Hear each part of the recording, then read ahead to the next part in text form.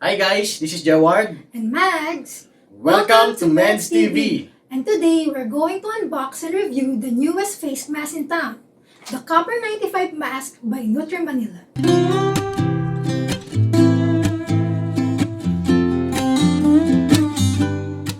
So guys, i-check na natin kung ano yung laman ng box. Meron siyang case, ito, which is good. Meron din siyang kasamang PM 2.5 replaceable filters times 10. At sa loob, andito yung ating pinaka copper mask. Yan. So, ano ba yung mga layers ng copper mask natin? So we have 4 layers sa ating copper mask. Yung first layer, itong outer part, yung black part, copper infused cotton siya. Yung second layer, yung spandex, sa loob, copper infused spandex siya. At para saan naman ito nasa butas dito? Yung butas na yan, insert yan. Diyan ilalagay ang ating replaceable PM 2.5 filter. So, yun yung pinaka third layer niya. Yes. Okay. Tapos yung fourth layer naman, itong spandex na to, yung outer layer niyan, copper infused spandex din siya. Anong maganda dito sa copper mask na to? Ang maganda sa copper mask na to, washable siya. You can wash it in warm water with small amount of laundry detergent for 5 minutes. Then you can replace the PM 2.5 filter every 3 to 7 days when deemed necessary. Ngayon, i-check naman natin yung ating filter. Ano ba yung PM 2.5 filter? Ang PM 2.5 filter, ang ginagawa niya, sinasala niya yung mga bad particles sa hangin. So majority ng airborne particulates, including 90% of fine aerosols. So kung ang mask mo ay mayroong PM 2.5 filter, hindi mo na malalanghap yung mga bad particulates sa hangin. Ngayon, ang ginawa natin ay ginupit natin para malaman natin kung ilang layer yung ating filter. Ano-ano ba yung mga layer at ilang layer ito? Merong 5 layers ang ating PM 2.5 filter. Yung first layer, non-woven fabric. Yung second layer naman, melt-blown cotton. Yung third layer, activated carbon fiber. Yung fourth layer, isa siyang melt-blown cotton. At yung last layer, non-woven fabric din siya. So, ang maganda dito, 5 yung layer niya, siguradong hindi makakapasok yung mga small particles dito. At isubject natin siya sa testing mamaya. At alamin natin kung ano-ano yung mga dapat nating gawing mga media para malaman natin kung talagang sulit yung ating copper mask. Ito na yung gagamitin natin para sa ating vacuum test ngayon. So una, meron tayong cloth mask. Simple lang siya, wala siyang filter. Pangalawa, yung ating surgical mask. At yung ating copper 95 face mask na meron ng PM 2.5 filter sa loob. So meron din tayong cornstarch. Ang sukat nito ay nasa 0.1 to 0.8 microns.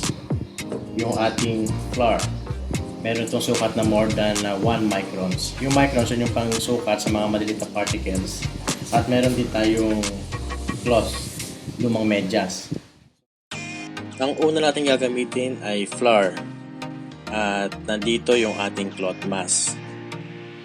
Meron din tayong black cloth. Ang gagawin natin ay itatali natin sa vacuum. Ayan.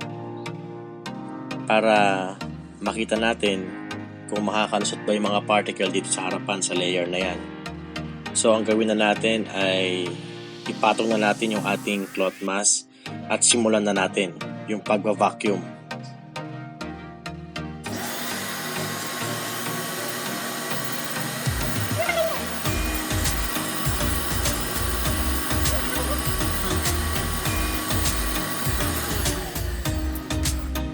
I-check na natin kung may nakalusot bang particle ng flour dito sa ating vacuum. Kung makikita ninyo, meron siya. Ayan, hindi lang masyadong marami, pero kita siya, visible. Kaya masasabi natin itong cloth mask, hindi siya safe na gamitin dahil 1 micron mahigit itong flour nakalusot pa rin doon sa cloth. Dito naman tayo sa surgical mask, gamit pa rin ng flour. Bakit natin kailangan i-test itong surgical mask? Kasi ito yung kadalasang ginagamit. Tingnan natin kung effective siya. Ngayon, i-check muna natin yung pinakaharapan nitong black cloth kung malinis siya. Ayan, wala siyang kahit anong particles. So, subject na natin yung ating surgical mask sa ating vacuum test para malaman kung anong resulta.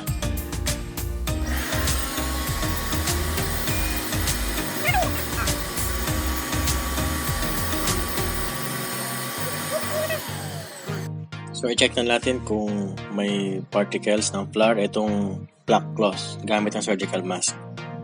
So, kung makikita ninyo, wala. Yan, malinaw siya.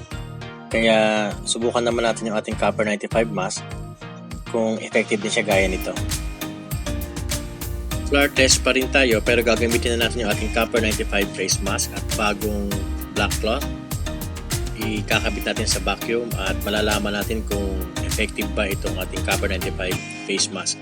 Marami kasing feature ito compared doon sa surgical at mamaya may papakita namin sa inyo kung effective din ba siya.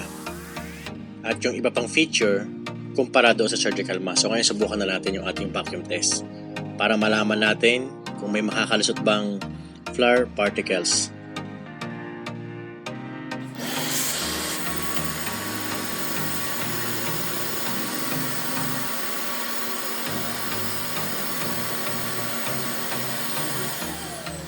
Alamin na natin kung ano ang resulta ng ginawa nating vacuum test sa Copper 95 face mask. Ayan, kung makikita ninyo guys, walang particles na nakapasok kahit ano. So talagang safe itong Copper 95 face mask natin. Bukod sa multi-layer, meron pa siyang filter sa loob. At ang ibang feature pa nito, kung di pa ninyo alam, ay anti-fogging, antimicrobial, at washable siya. Yan o. Ito lang ang pinapalitan. Itong filter na ito. Kaya okay ito. Dito naman tayo ngayon sa cornstarch. Ayan. So meron tayong bagong cloth mask. Meron din tayo syempre bagong black cloth. At ganun pa rin ang gagawin natin. Kailangan nating itali sa ating vacuum. Ayan. At kailangan makita natin yung pinakaharapan kung malinis ba o hindi. So ayan, kitang-kita malinis siya. Simulan na natin ng vacuum test para malaman natin kung effective ba o hindi.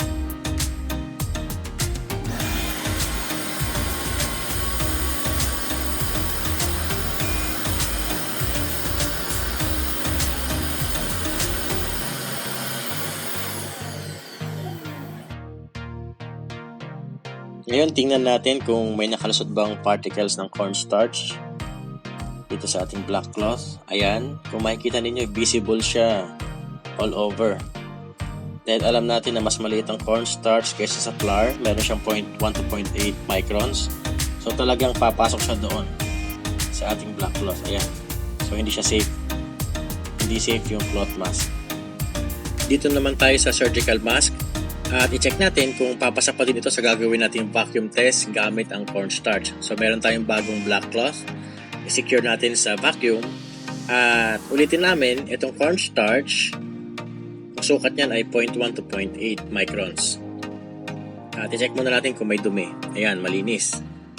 I-subject na natin siya sa ating vacuum test.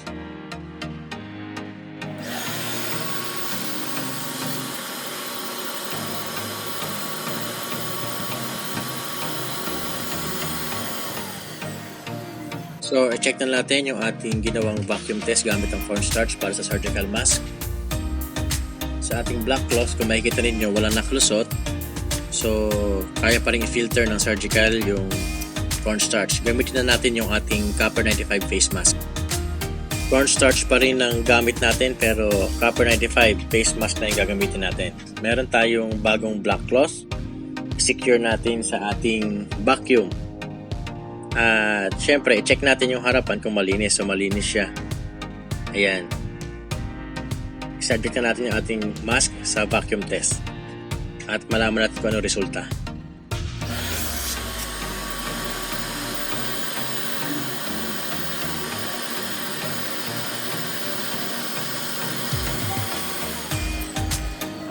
tingnan natin kung okay ba yung ating ginawang test. Ayan, kung makikita ninyo, malinis siya.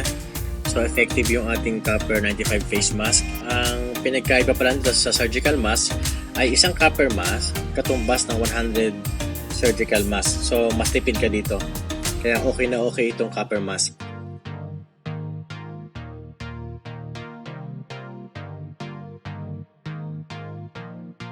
Ngayong na-unbox na natin at na-test yung ating fabric na copper mask, ano yung masasabi mo? Masabi ko, nagustuhan ko yung Nutrimanila the Copper 95 mask. Una, kasi meron siyang kasamang casing, face mask casing. Para sa akin, napaka-importante nito.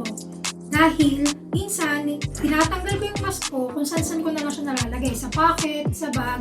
Dahil meron siyang casing, alam ko na mas safe siya kung saan ko siya ilalagay if I'm not going to use it. Pangalawa, nagustuhan ko kasi breathable siya, pero secured siya sa mukha. Covered yung mukha ko, pero nakakahinga pa rin ako. At ang maganda, meron siyang replaceable na PM2.5 filter. At ang kasama niya, 10 PM2.5 filters na sa iba, hindi 10 ang kasamang filters. Minsan mga 2 or 3 lang. Minsan isa pa nga eh. Yeah, tapos, ang maganda rin dito, yung earloops niya na adjust. So kung maluwag, kung masikip, pwede mong higpitan lang. Kasi usog-usog mo lang na ganyan para mag-fit sa face mo. Ngayon ako naman, ang nagustuhan ko dito, simple lang, safe. Safe yung ating copper mask. Kasi sa testing pa lang kanina, nakita naman ninyo, hindi basta-basta pumapasok yung mga particles doon sa ating mask. At hindi siya yung may butas eh. Talagang fit sa mukha mo at magandang gamitin. So, saan ba natin makikita yung pinaka-product na to?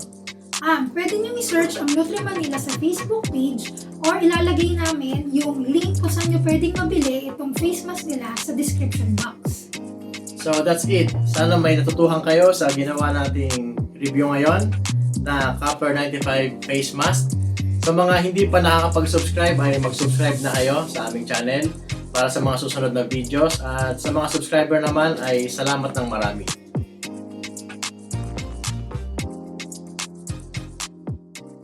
Mm-hmm.